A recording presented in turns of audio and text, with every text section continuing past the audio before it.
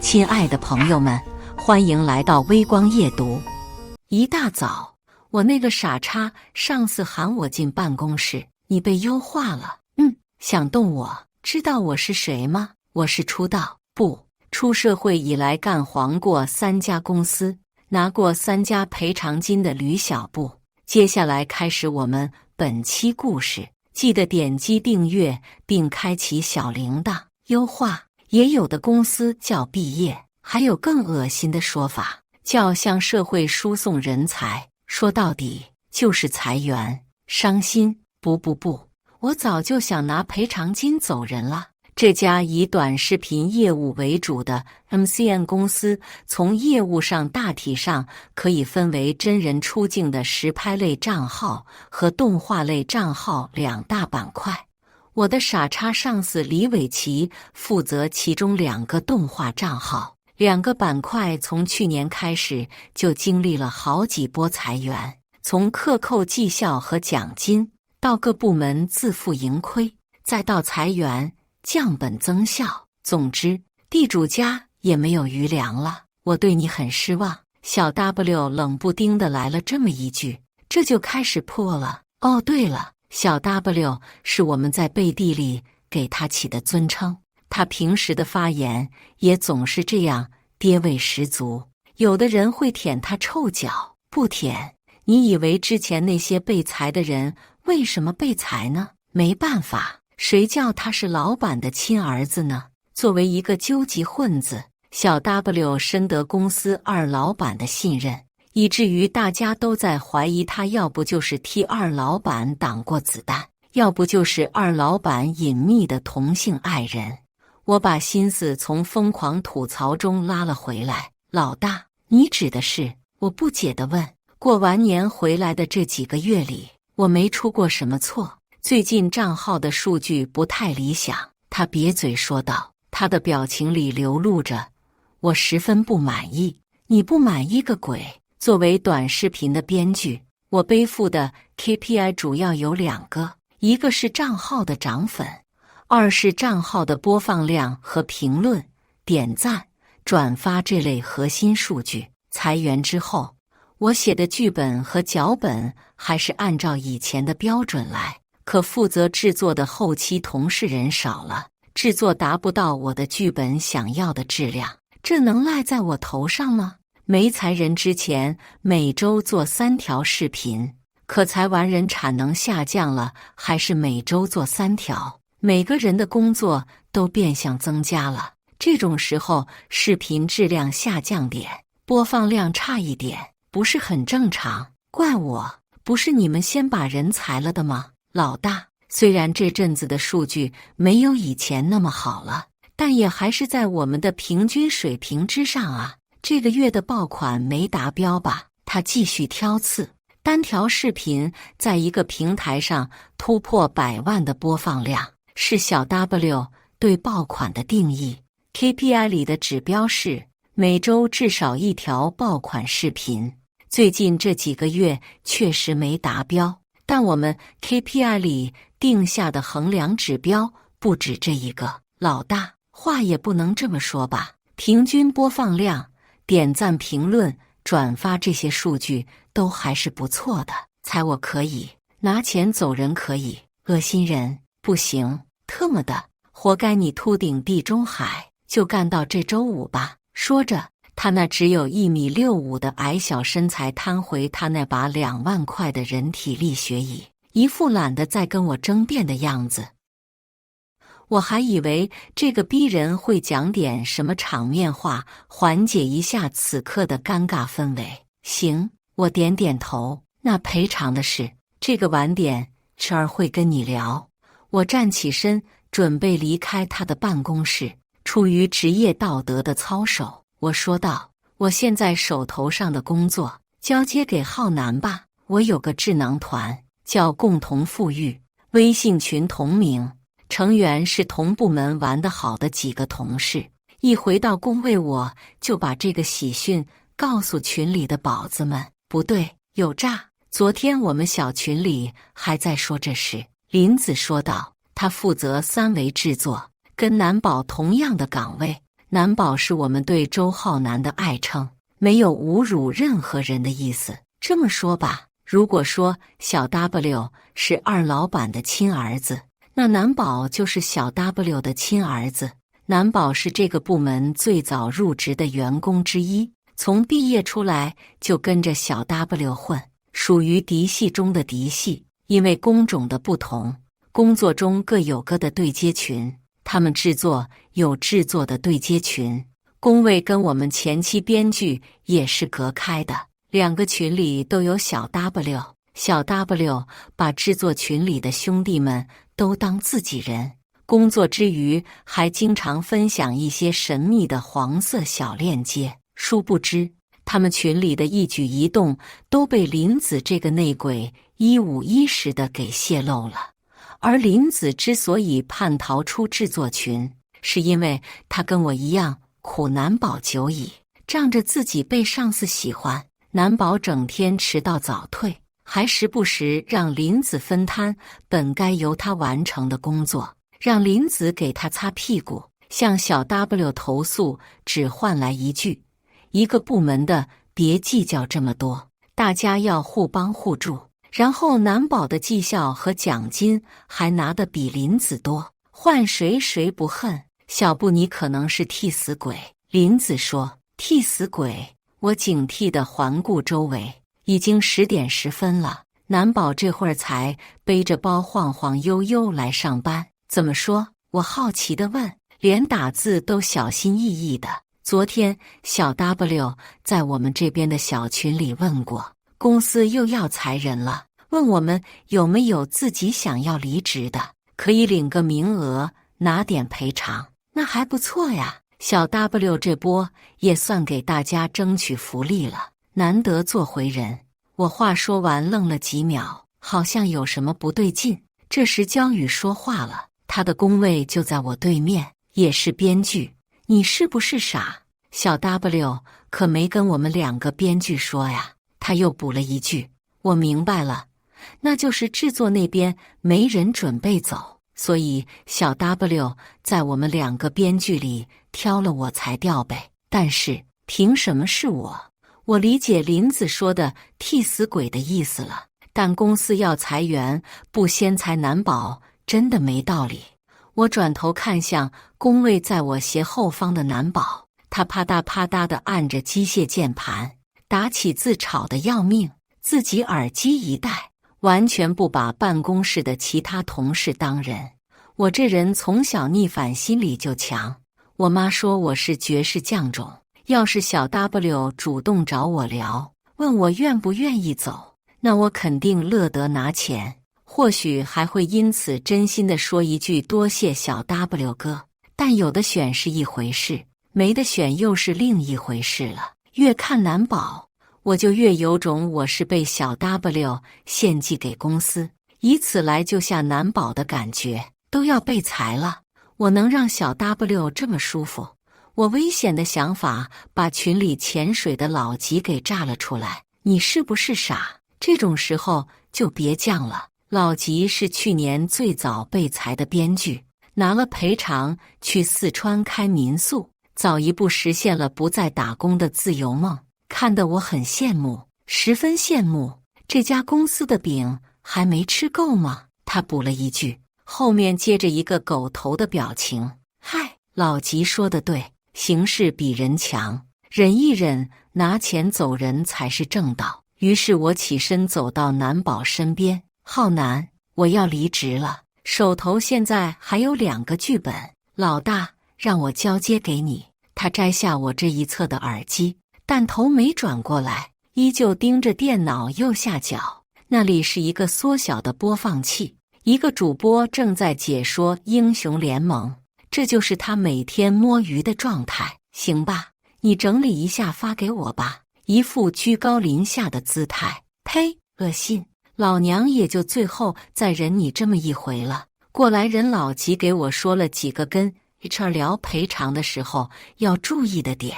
听说前几波裁员，有些人着了 HR 的道，少拿了不少钱。老吉还没说完，HR 就找我了。公司前台右边的第2个办公室，从去年开始裁员后，就有了一个新名字——临终关怀病房。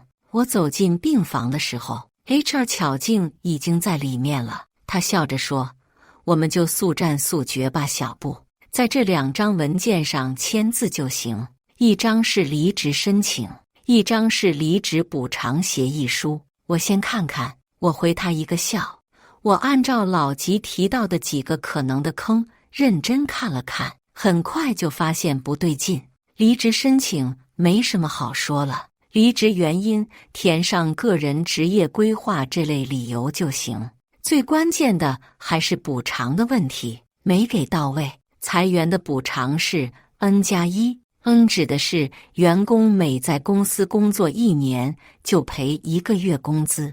我在这里待了2年，就是赔2个月。后面的+1指的是公司需要提前30天通知裁员，不然就要多给1个月工资当通知费。一般怕提前通知了，最后这30天里员工会消极摆烂，公司都更倾向于给钱你直接走。虽然 N 和+1说的都是月工资，但前者指的是包含绩效奖金、年终奖在内的，在劳动合同解除或者终止前12个月的平均工资。简单说就是你之前这1年从公司拿的所有钱除以12，后者的月工资就是正常的月工资，上个月发多少工资，这次就给你赔多少。而这份补偿协议书里只写着基础工资，我们的薪资是基础工资加视频的广告分成，广告分成的钱算下来占我们全年收入的30%到40%，粗略的算，该给的赔偿金几乎打了6折。Excuse me， 你特么犯法了，你知道吗？金额不对，我平静地说道。以为我像刚毕业的大学生一样那么好糊弄吗？知道我是谁吗？我是出社会以来干黄过3家公司，拿过3家赔偿金的吕小布，人称行业黑寡妇，职场指明灯。巧静脸上那股善意的笑收了起来。哪里不对？他问。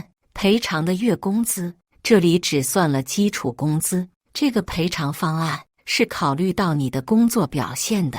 我的工作表现不是很正常吗？不迟到不早退，除了爆款率，账号的涨粉、播放量也都能达到了公司的指标。要为裁人找理由，也找个好点的吧。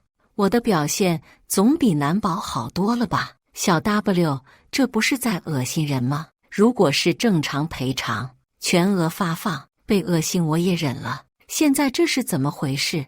我的工作表现有什么问题吗？我十分疑惑。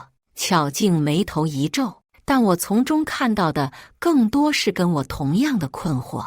伟奇没跟你沟通吗？他只是跟我说了裁员的事，考虑到你给公司带来的损失，这个赔偿方案已经不错了。损失，他又补了一句，伟奇已经帮你争取了很多了。帮我争取？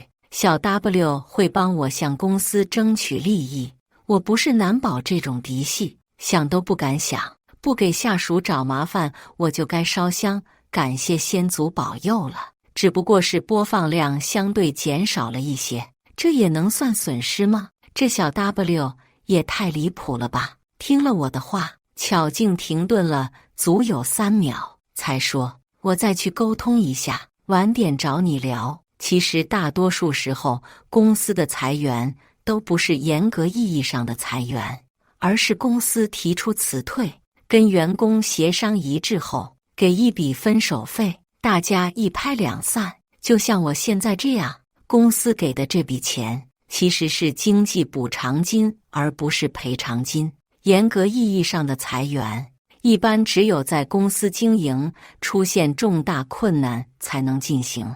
公司经营正常时要裁员的话，员工不同意，那就是非法裁员。非法裁员的赔偿标准可是2N+1，一般都是大家协商好了，拿个 N+1一拍两散，和平分手。否则要想拿到2N+1，可能要走6个月的一裁两审，对员工来说太不利了。一裁两审指的是对于劳动争议，当事人应先申请劳动仲裁，对仲裁结果不服的，可以提起一审诉讼；对一审判决不服的，可以提起上诉，继续2审。巧静进了小 W 的办公室，看热闹不嫌事大的林子开始幸灾乐祸，小 W 要遭老罪喽。5分钟，巧静走了出来，送他到门口的小 W 就转头看向我的方向，喊我进他办公室。出乎意料的是，他十分平静，丝毫没有生气的迹象。不对劲，换做以前，哪怕是开会的时候稍微说2句不同意见，他都会一脸不爽，然后会后转头悄悄给你多派点活。赔偿协议怎么不签了？他皮笑肉不笑地问。钱不对呀，老大。小 W 露出苦笑，表现得十分为难。我已经帮你跟公司尽力争取了，目前公司只能给到这么多了。小 W 这人舔上欺下，对外装出一副好领导的样子，实际上坏事做绝，好事占尽，连给实习生的节日福利他都能悄悄黑掉。这次还会尽力帮我争取，鬼才信呢。别的不说，公司从去年到今年的2波裁员，本来是全公司各部门按比例裁员，但别的部门10个人裁了2个，我们部门同样10个人，却裁了4个。据我们部门最老也是八卦渠道最多的老员工陈黎说，他从小道消息听说，是小 W 主动向公司提供了更多的裁员名额。你说他图什么？不就是图一个帮老板分忧解难，图一个在老板面前露脸的机会吗？牺牲下属成全自己，这才是他会做的事情。公司跟劳动法哪个更大？我平静地回了他一句。果然，他的脸色立马不对了。没错，老娘就是来找茬。哦，不对，是来维护自己的利益的。看他尽力想控制自己的表情，却没忍住抽搐的样子，我差点笑出声。他平静了一会，语重心长地说：公司最近在抓考勤抓得严，你整体的工时情况不太理想，好几次早上迟到被 HR 看到了。放狗屁吧你！我们公司对标的是大厂那套弹性工作制，只要保证每天上够8小时就行，早到早走，晚到晚走，没有强制性的上下班时间。合着公司说弹性工作制，但只看上班时间，不看具体上了几个小时的班是吧？没有大厂的命，偏偏得了大厂的病。我努力克制自己，不跟他发飙，先发飙反而不在理。我工时是够的呀，制作这边的平均工时都比你高1个多小时，那是他们工作效率低。老大，我工作完成没问题吧？你不能因为别人卷，就强行怪我不卷吧？他脸颊的筋抽了抽，处在随时可能暴走的边缘。话不是这么说的，大家工作的表现都挺好的。老大，既然工时也够，工作表现也挺好的，没道理我不能要求足够的赔偿吧？我尽量挤出一个善意的笑，他嗨嗨的尬笑了一声。这是有人顶撞，让他脸上挂不住时他的下意识反应。这表明他是真的快要发飙了。你也知道，现在市场的行情都不好，大厂都在大批裁人，公司都在追求降本增效。我们这个视频团队这2个月只接到3个广告，没挣钱。老大，这也不能怪到我头上来吧？没接到广告，那是商单组的问题呀。大家分工明确，编剧和制作负责把账号的数据做好，账号影响力大了，就通过商单组接广告、带货，从而实现盈利。要扣钱，你扣商单组的钱啊，关我什么事？我油盐不进的回怼，就是想看他到底什么时候会忍不住发飙。可没想到他只是叹了口气，说：“行吧，我再去帮你争取一下。”太不对劲了。焦宇、老吉、林子都一致这么认为，大家都跟小 W 共事过起码2年，光听我的描述，完全想不出来是同一个人。当初裁我的时候，钱倒是一步给到位了，不过我那个时候是整批人直接裁的，他都没跟我私下聊过，我是直接被 HR 拉到临终关怀病房的。老吉十分遗憾地感慨道：“毕竟傻叉上司跟你客气说话的机会可不多。本以为谈不妥的话，我还可以继续多混几天工资，可不知道小 W 跟巧静说了什么。不到半个小时，巧静就重新拟好了赔偿协议。这回协议上的数目确实给到位了，于是我签了字，最好交接。过了2天悠闲的日子，告别了这家公司。然而意外来了，周末我躺在家里规划着拿到赔偿金先去哪里旅游时，群里弹出一条消息，坏了！紧接着林子又发了一个链接，标题是某知名 MCN 公司涉嫌抄袭我的作品，下不为例。点开一看，是某个大 V 发布的一张截图，截图里是我们公司，不对，应该说是前公司给这位大 V 发的道歉信，被这位大 V 在他个人的主页给置顶了。我前司的道歉信只有3、4句，在最后一行我看到了自己的名字。此次抄袭事件是由于我司员工吕某部工作态度不严谨导致，该员工已被辞退。哇，小 W 这个垃圾，合着在这里挖坑等着我呢。我连忙点进大 V 的主页，这大 V 是个平面设计师，有10多万粉丝，平时会上传一些自己创作的平面素材，但这些平面素材都标明了禁止商用，只是用来同行交流，供一些对平面设计感兴趣的学生们练习的时候用。就在4月21日，也就是小 W 找我聊离职的前一天，这个大 V 发了一篇新的文章，指责巨大公司，也就是我的前司抄袭，下方附上了涉嫌抄袭的视频链接和大 V 自己原创作品的对比图。那个涉嫌抄袭的视频就是我们账号的作品。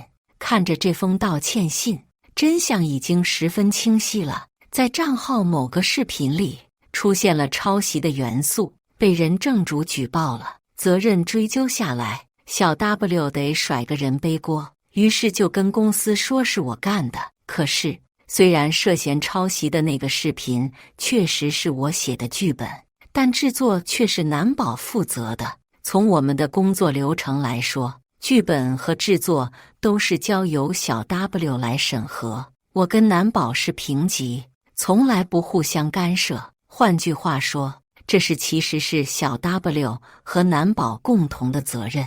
我忽然想起巧静说的那句你给公司带来的损失，原来是这个意思。小 W 应该是把一切责任都推到我身上了。南宝怕是我们对手公司派来的商业间谍吧，直接拿别人东西来用，生怕公司不倒闭。更离谱的是公司的处理方式，出现抄袭一般有2种处理方式。第一种是下架侵权的作品，同时向正主道歉，争取私下和解。第2种是不下架，但是找正主私聊，花钱争取补上正主的授权。现在的处理方式很明显是第1种了，也许是对方开了一个比较高的授权价格，公司不愿意接受，也许是大 V 坚持要求道歉。总之，最后这锅在我头上了。我不明白的是，这种事情一般不都是找个实习生背锅，没有说这样做是对的意思，或者借口经手的员工刚就业经验不足，让我背这个莫名其妙的锅，这算怎么回事？小 W 这狗逼，合着你作为一个负责人，出了什么事才调下属背锅，自己彻底不沾锅是吧？就算要甩锅给下属，那也得是才难保啊！我把新闻链接转发微信给他，老大，这是什么情况？我尽可能保持表面上的客气，结果一整个周末都没收到他的回复。那个视频抄袭了，周一早上他才给我回了这么一句：爸，我看到了，但是为什么公司给人的致歉信上写的是我抄袭的？是那个视频不是你写的吗？喂，真不知道他那双37度的手怎么能打出这么傻逼的字。信，你没事吧？你没事吧？你没事吧？老大，可我的脚本里没有写要用别人的平面素材呀。公司向第三方素材库购买了大批图片、音频、视频、平面素材的商业授权许可，根本没必要拿别人的东西来用。除非难保是真傻叉，当然我不能武断地排除这种可能。有那么一瞬间，我在想，会不会小 W 其实也是被蒙在鼓里，他也是被难保给蒙骗了，然后下一秒我就被打脸了。剧本是你写的，你就有责任，我能有什么责任？老大，你这话说的，我就问你一句，我的剧本里写了让浩南去抄袭别人的东西了吗？剧本最终是不是你审核并通过的？如果出了事，你是不是应该负主要责任？视频最终是浩南做的，并且通过了你的审核，你和浩南才应该为这件事负责。他沉默了半个小时，事情既然已经到这个份上了，我也帮你争取了公司的赔偿，就这么算了吧。争取了赔偿，扯什么屁话？公司裁我，本来就该给这笔补偿金，跟你争不争取有什么关系？甚至还因为小 W 跟公司说是我的责任。刚开始聊的时候，公司还没打算给全这笔钱，一副盖棺定论的语气，就想让我默默背上这个锅。老大，道歉信上写的可是我的名字，那又怎么样？又没写你全名，你慌什么？没人会揪着你这种基层小员工不放的。特么的，这是什么话？这么欺负人？真当互联网没有记忆？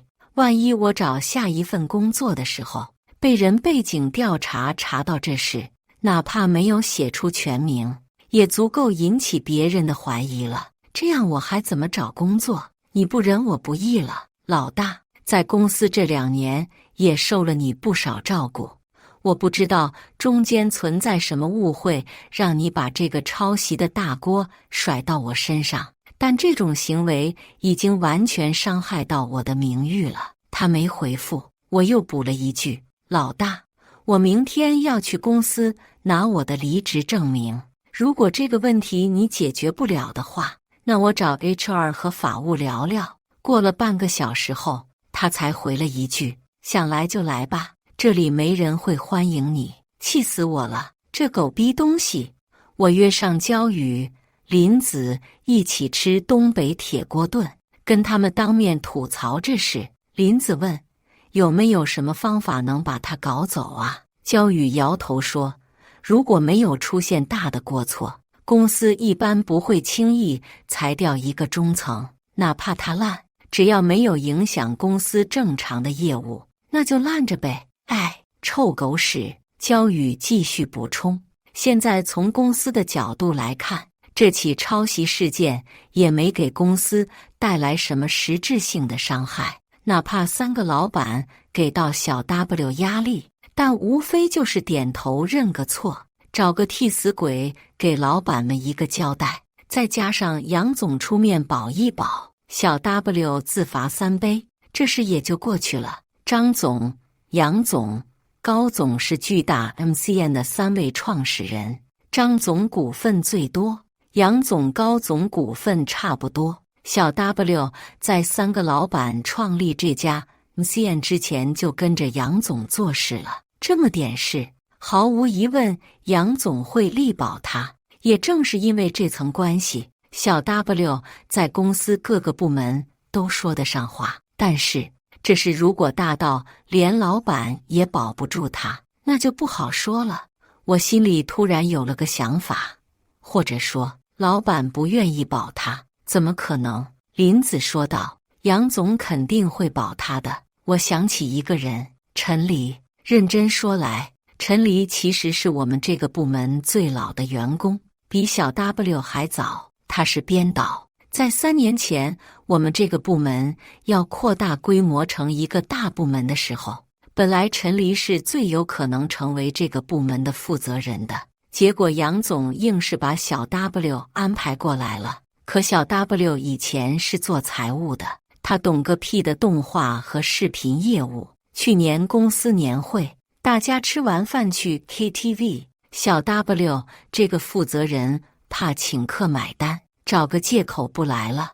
我还记得酒过3巡，陈黎确实喝得有点多了，跟另一个老同事从家庭聊到工作，然后苦笑地吐槽了一句，跟我差不多时间入职的，现在都混到中层了，谁能想到空降个领导？我跟陈黎说不上熟，更远说不上是朋友，但我敢肯定，陈黎跟小 W 绝对不是朋友，毕竟小 W 这种人是绝对没朋友的。我给陈黎发了一条消息，一个合作的邀请，去拉横幅吧。我忽然说道。林子挤出一个夸张的表情，说：“你不会是认真的吧？无良公司抄袭成瘾，甩锅员工知错不改，焦宇连标题都帮我想好了，谁说不行呢？恶人自有恶人磨，我为什么不能是那个恶人？”巨大 MCN 公司在市区的综合科技园，对，你没听错，我前公司就叫巨大，好记，但挺土。科技园有3栋大的办公楼，环绕着一片花园广场，容纳有20几家跟互联网行业相关的公司，以游戏、MCN 和软件公司为主。早上9点到10点之间是这里的上班高峰。为了方便操作，我把横幅换成了2个易拉宝，在下沉广场拉开了我的战场。焦宇帮我支好易拉宝后，先躲到一边去等，还没到他的戏份。来往的人们看到了易拉宝上的内容，交头接耳地聊着，一副看好戏的神情。还有不少人悄悄拍照。对，我就是要通过这样的2次传播，把事情闹大。差不多了，再不赶紧操作，物业就要注意到我了。我从背包里拿出大喇叭，打开开关，调试了2下后，它开始播放录好的语音。巨大 MCN 公司恶意甩锅离职员工，毁人名誉。巨大 MCN 公司恶意甩锅离职员工，毁人名誉。果然，大喇叭的效果就是好。所有路过下沉广场的人都转头看了过来，其中还有不少是我前公司的员工。我抬头看向前公司所在的 B 栋13楼，高层的窗户旁站着不少人，正在咬耳朵。物业的小姑娘很快就过来了。您好，能请您关掉喇叭，收起这些东西吗？什么？关掉喇叭？她提高了音量。我啪的一下关掉喇叭。世界突然清静下来，一方面是不想让人家物业的小姑娘为难，一方面是我想要的目标已经初步实现了。一出事，物业肯定会通知该公司的对接人。果然，前公司行政人资部门的负责人灿姐踩着恨天高走了过来。你是谁？她满脸怒容地质问我。我是之前视频部门的吕小布。他瞥了一眼易拉宝上的字，尾旗底下的已经离职了。我点头，要钱，钱给了，那你闹什么？他皱着眉头，疑惑不解。你不要脸，公司还要呢。他脸上画的精致职业浓妆正在扭曲变形，看灿姐的表情，分明是把我当成撒泼闹似的。果然，又是一个不知情的，不要脸的是谁？公司要脸还做这样的事？小 W 啊，小 W，你到底是有多蠢啊？欺上瞒下的，这回呀，你真的要遭老罪喽！按照原定计划，焦宇闪亮登场。哎，小布，你不是离职了吗？他背着挎包，假装刚上班路过。你知道抄袭那事？我刚开始演戏就被灿姐打断。等等，他左右看了看，10来个人3、5成群聚在旁边等着听八卦。到公司聊，灿姐把已经没有门禁的我领回员工位坐着，让我等等。那几张熟悉的脸上满是好奇。事主小 W 不在工位，这人从来不在10点半之前上班的，连被偏爱的男宝也是迟到大王。几个同事跑来调侃：勇啊小布，勇什么呀？我可是受害者。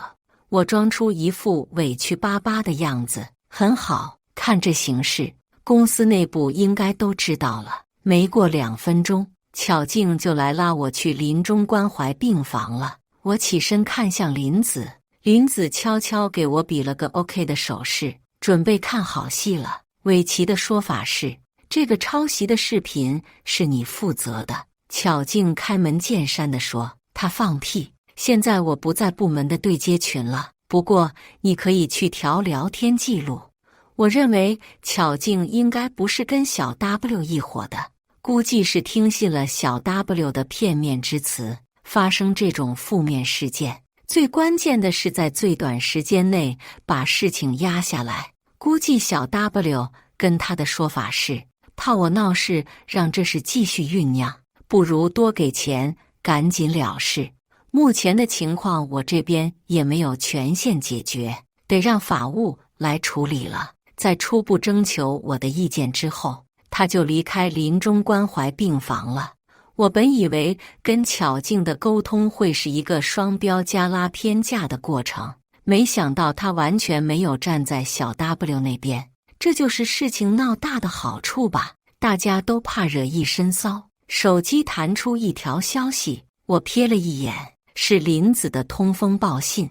在他们的小群里，小 W 一直在催问男宝快点赶来公司。小 W 来了，朝会议室冲过去了。焦宇说，病房的门被推开，小 W 喘着粗气着，急忙慌推门走了进来。怎么了？一见到我，他的脸色突然一僵，但很快就恢复平静，找了一个不会跟我有视线接触的座位坐了下来，气氛几乎凝固了。我刷着知乎看着小说，整个病房里只有小 W 焦躁的噼里啪啦的手机打字声。法务的同事姓吴，在等老吴过来的这几分钟里，林子说小 W 在群里疯狂催了男宝10几遍了，一时迟到一时爽，一直迟到火葬场。又过了3分钟，男宝和老吴一起进来了。老吴是个颇有魅力的中年大叔，常年健身，身材保持得很好。进来直接坐到我和小 W 对面，相比之下，跟在他身后的男宝就好像霜打的茄子一样萎靡不振，缩在小 W 旁边。哼，这回小 W 也就不聊你了。老吴先开口了，伟奇、小布、浩南，现在由我来主导大家的沟通流程，以免有什么疏漏，也不等我们有没有异议。他继续控场。首先是6天前，也就是上周二4月18日，负责运营发大柔视频账号的同学向法务部门反馈，在账号的后台私信里收到一条举报我们侵权的信息。当天法务部门的同事立即对举报内容进行核实，并与负责这块业务的主管伟奇确认，账号在4月16日发布的标题为更适合中国宝宝体质的冷笑话的视频里，0点24分到0点27分使用了一个男童的 Q 版风格卡通形象，这个形象也证实是该名举报者名为小可的画师的作品。4月18日当天，法务部门和账号的负责人伟奇开了一个紧急会议，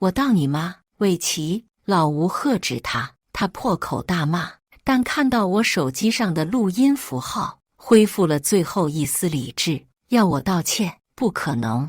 你算什么东西？不道歉？别急，更难受的还在后头呢。李伟奇在哪？门外传来一个愤怒的吼声，数秒之后，愤怒到表情扭曲的杨总踹开了门。小 W 连忙起身，杨总，怎么了？别特么叫我杨总了，以后改叫我小杨吧。李总，杨总一通阴阳怪气，小 W 慌得连说话都结巴了。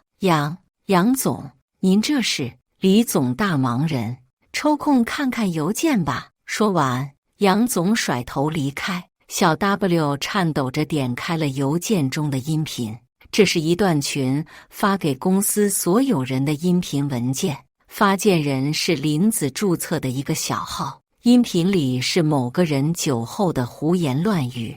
他妈的杨志友也就是运气好，你知道他以前是干什么的吗？放贷的。要不是老子带着一群兄弟四处跑业绩，他能有今天？他妈的赚了钱，忽悠了几个富家子弟，开了这个什么狗屁 MCN 公司，自己吃肉爽了，开上保时捷了，倒是让兄弟们喝点汤啊！没有我带，这个团队早他妈散了。这段音频足有20分钟，公司从最高层的3个老板到中层，几乎都被友善地点评了一遍。可惜小 W 没听完，只听到关于杨志友的部分，就连忙跑出去了。没错，录音来自陈黎。